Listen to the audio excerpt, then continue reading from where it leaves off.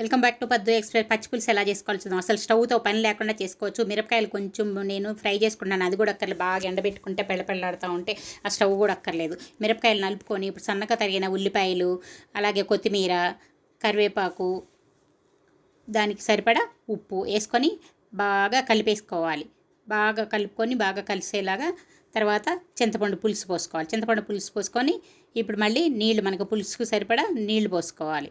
చూడండి, ఇవన్నీ బాగా కలిసేలా కలుపుకున్న తర్వాత నీళ్లు బాగా సరిపడా పోసుకోవాలి. మనకి పులుసు ఎంత కావాలో దానికి తగ్గట్లుగా పోసుకోవాలి.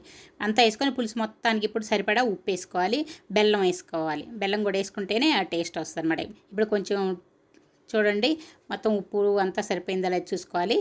ఇప్పుడు చివరిగా నేను పచ్చిమిరపకాయలు ఫస్ట్ వేయటం మర్చిపోయాను కాబట్టి ఇది ఇప్పుడు వేస్తున్నాను. మీరు ముందే వేసేసుకోవచ్చు. పచ్చిమిరపకాయలు కూడా వేసి మళ్ళీ అంతా కలుపుకుంటే లాస్ట్లో కొంచెం కొత్తిమీర చల్లుకుంటే పచ్చి పులుసు రెడీ అండి. లైక్